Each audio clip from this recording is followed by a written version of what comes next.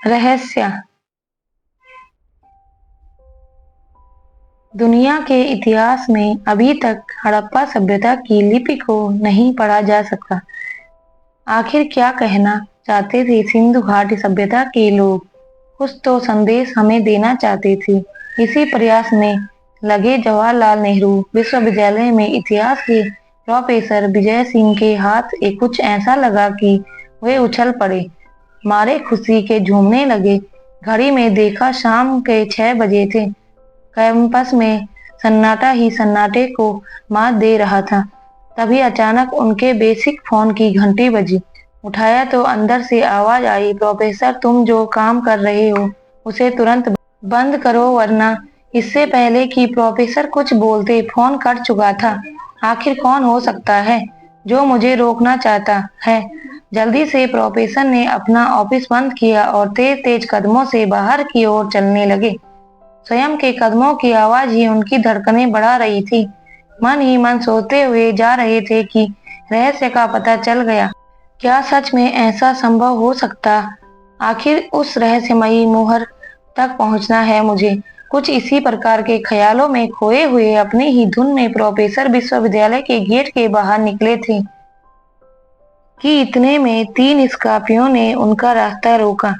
इससे पहले कि प्रोफेसर चिल्लाते, उनमें से 3-4 व्यक्ति उतरे और जबरन उनको अंदर बिठाकर चल पड़े। किसी सुनसान प्राचीन खंडर में लाकर पटक दिया। प्रोफेसर इतने बलिष्ठ भी नहीं थे कि उन सबसे मुकाबला कर सके। कुछ लोग उनके आसपास में मुस्तैदी से खड़े थे। उन सभी का चेहरा किसी काले कपड़े से बंधा हुआ था।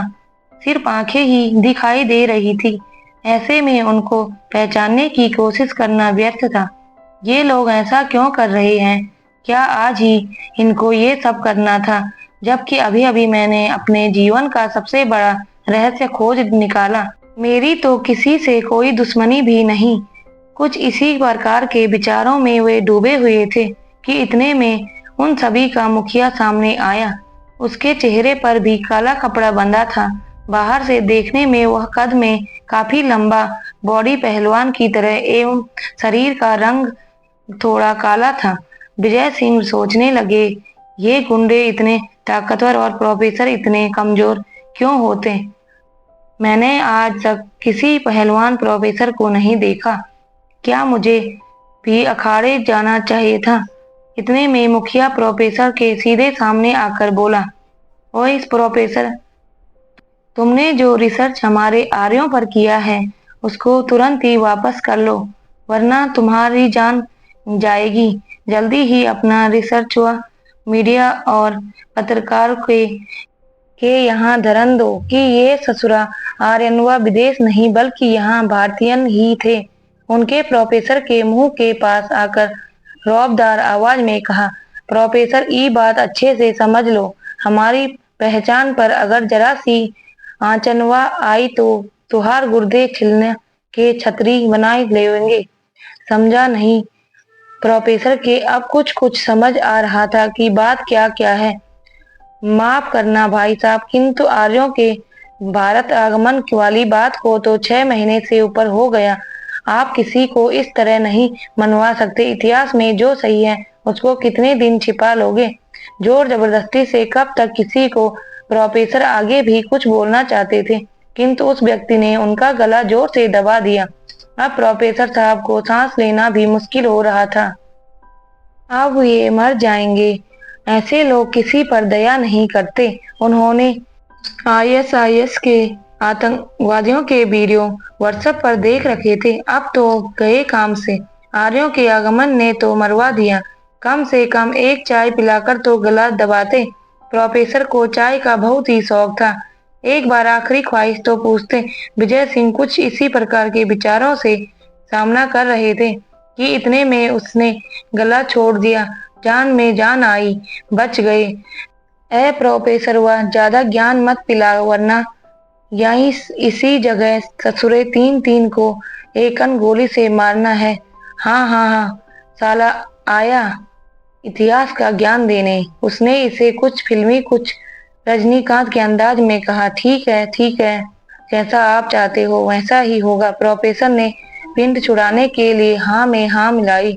दरअसल पिछले दिनों प्रोफेसर सिंह का एक आर्टिकल उनका मूल निवास नाम से द हिंदू न्यूज़पेपर में प्रकाशित हुआ था। प्रोफेसर विजय सिंह ने यह मत दिया था कि आर्यों का मूल निवास स्थान भारत नहीं बल्कि दक्षिणी यूराल पर्वत के आसपास था, जिससे कुछ कट्टरवादी नाखुश थे। कुछ प्रतिक्रियावादी लोगों ने इसका तीव्र विरोध भी किया, किंतु मामला यहाँ तक पहुँच जाएगा नहीं सोचा था। इस बात को 6 महीने से ऊपर हो गए थे। आखिर ये गुंडा भाई इतना लेट कैसे? खैर जो भी हो, ऐसे समय में उचित यही था कि विजय सिंह उनकी बात मानकर चुपचाप निकल ले। बहरहाल उसने प्रोफेसर सिंह को वापस दिल्ली अपने कैंपस के पास लाकर छोड़ दिया।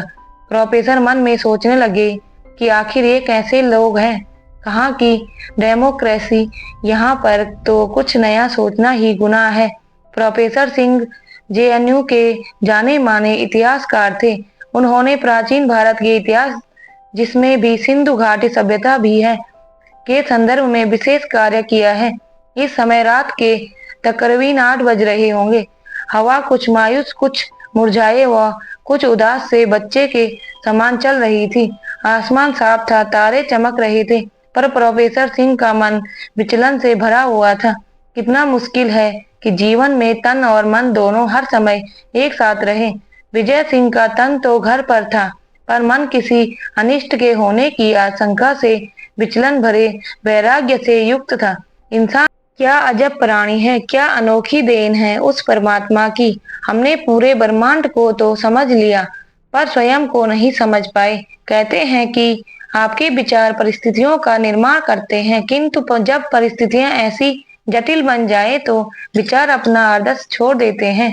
प्रोफेसर ने एक बार तो सोचा कि पुलिस में अभी इत्तला कर दें, पर अभी इससे भी ज्यादा महत्वपूर्ण कार्य करना था।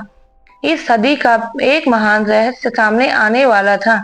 घर पहुंचकर जेब में हाथ डालकर तो देखा कि वह डायरी गायब थी, जिस पर सिंधु घाटी सभ्यता की लिपि के कुछ रहस्यात्मक संकेत लिखे थे। दत्त तेरी की हो गया कबाड़ा।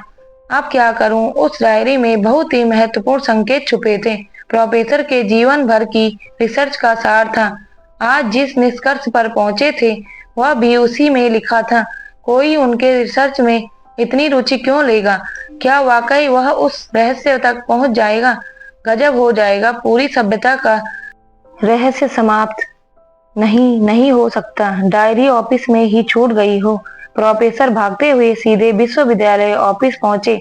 सोचा कहीं जल्दी जल्दी में डायरी वहीं तो नहीं भूल आए, पर वहां कुछ नहीं मिला। शायद उन लोगों ने निकाल ली, किंतु वह तो आर्य आगमन के संबंध में थी।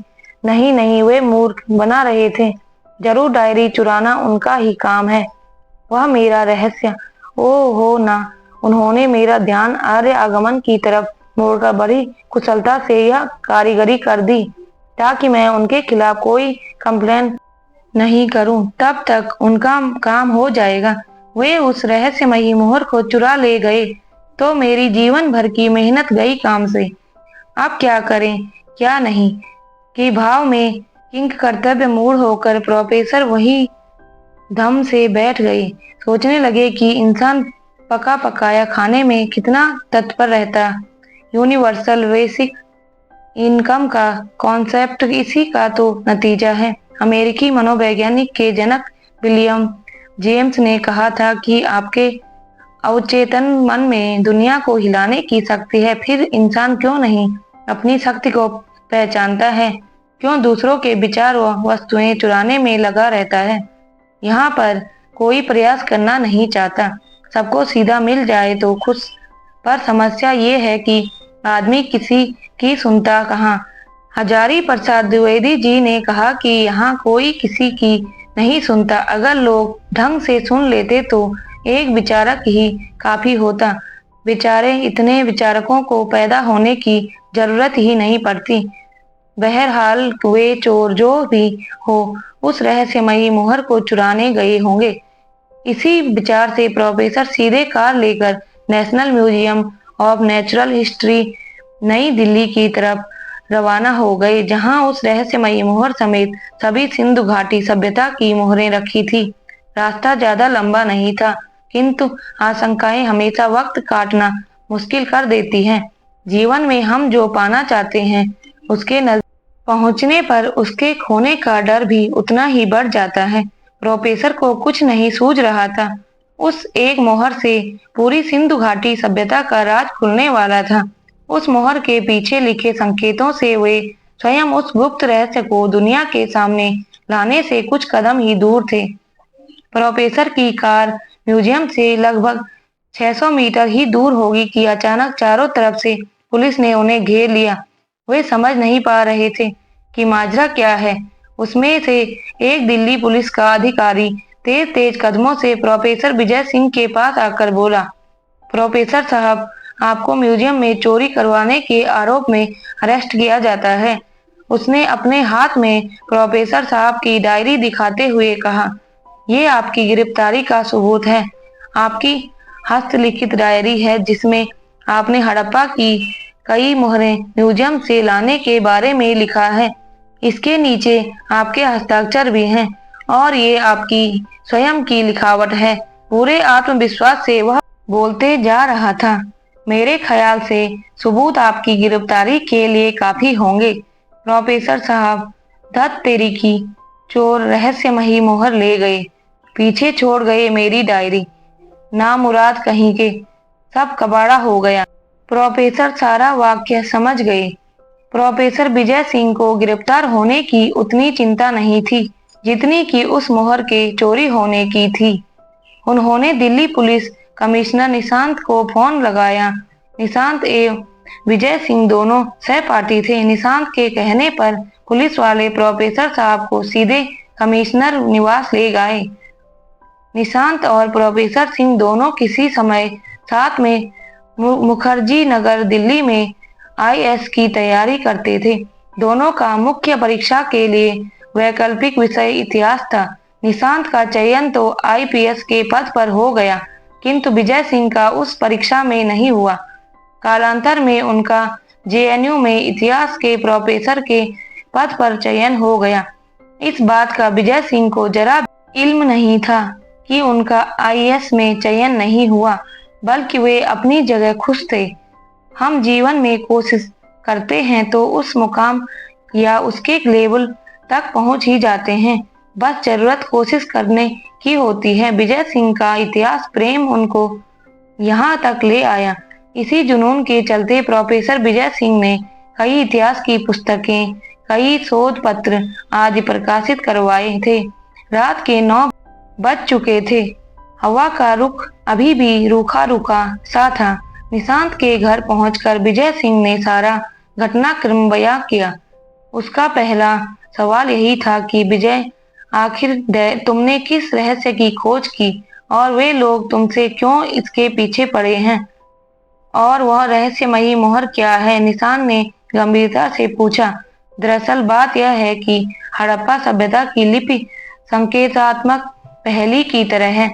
हर एक संकेत पर पहेली की तरफ इशारा करता है। प्रोफेसर की बात पूरी होने से पहले ही निशांत उत्सुकता से बोला, किंतु वे लिपि चिन्ह तो भाव चित्रात्मक हैं। हाँ, अभी तक यही हमारी मान्यता थी, किंतु ऐसा नहीं है। ये सभी चित्र किसी एक रहस्यमयी मोहर की तरफ संकेत कर रहे हैं।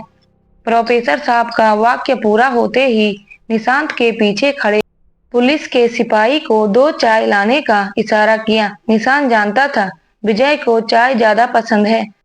तुम कहना क्या चाहते हो? निशांत ने स्पष्ट करने को कहा। तुम इतना तो जानते हो कि इंद्र के नेतृत्व में 1500-1600 ईस्वी पूर्व के लगभग आर्यों ने सिंधु सभ्यता पर भीषण आक्रमण किए थे। इन आक्रमणों के डर से सैंधव लोगों ने अपनी सारी धरोहर, सोना, साहित्य, सबके सब किसी गुप्त रहस्यात्मक स्थान पर छिपा दिए। पीछे कुछ पहेली नुमा संकेत छोड़ दिए ताकि कुछ वर्षों बाद जब आर्य वापस चले आए तो खजाना पुनः प्राप्त कर सके। इन पहेलियों को आर्य नहीं पढ़ सके और वह संपत्ति, वह सोना किसी गुप्त स्थान पर सुरक्षित रहे। कालांतर में आर्यों ने भारत में स्थायी जीवन प्रारंभ कर लिया। ध्यान इतिहास गवाह है कि आर्यों को सैंधव सभ्यता के निवासियों से कुछ भी नहीं मिला, न दौलत न सोना चांदी। इससे खिन्न होकर आर्यों ने पूरी सैंधव सभ्यता को तहस नहस कर दिया था। प्राचीन भारत के सभी इतिहासकार इस बात को एक मत से स्वीकारते हैं कि सिंधु सभ्यता के विनाश में आर्यों का भी हाथ है। जब आर्यों को यहाँ कुछ भी हासिल नहीं हुआ तो उन्होंने गंगा यमुना दो आब की तरफ रुख किया तथा वहां ग्रामीण जीवन व्यतीत करने लगे। निशांत प्रोफेसर की बात अवाक सा सुन रहा था। बात पूरी हुई ही थी कि चाय आ गई। दोनों चाय पीते हुए वार्तालाप करने लगे। मान ले कि पतन का कारण केवल आर्य थे, पर ये लिपि व खजाने वाली बात कैसे साबित होती? ऐसा तो किसी इतिहासकार ने नहीं कहा। निशांत ने चाय पीते हुए कहा। प्रोफेसर लैपटॉप पर गूगल इमेज पर सिंधु सभ्यता के अवशेष दिखाते हुए बोले, इसी बात पर तो मैं इतने दिनों रिसर्च किया।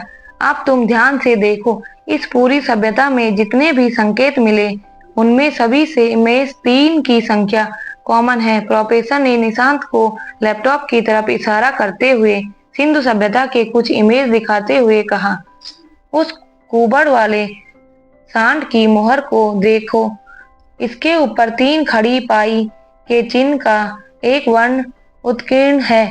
यह किसी विशेष मोहर की ओर संकेत कर रहा है, जिसका संभव 3 की संख्या से है। ये 3 मुख वाला जानवर देखो, 3 मुख वाला पौधा, 2 बाघों के मध्य दोनों हाथ लंबे किए खड़ा मनुष्य, यह भी 3 का संकेत है। मोहनजोदड़ो से प्राप्त विश्व प्रसिद्ध कांसे की नर्तकी के गले में तिमणिया माला भी किसी 3 की ओर संकेत कर रही।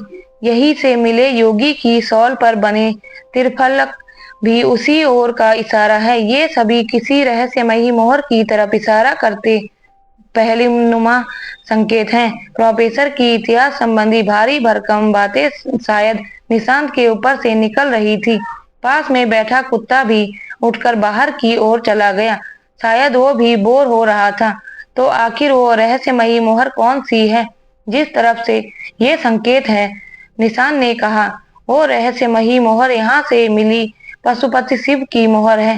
प्रोफेसर आगे भी कुछ बोलते इसमें निशांत उछला, क्या बात करते हो? वो पशुपति वाली मोहर कैसे हो सकती है? तुम ऐसा कैसे कह सकते हो? और उसमें 3-3 के ऐसे क्या संकेत मिले? निशांत ने शंका जाहिर की। प्रोफेसर अपनी बात को आगे बढ़ाते हुए बोले, इस मोहर को ध्यान से देखो।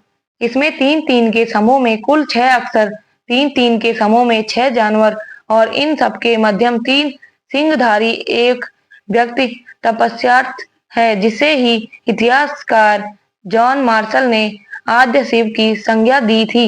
निशांत पर प्रोफेसर की बातों का प्रभाव जमता जा रहा था।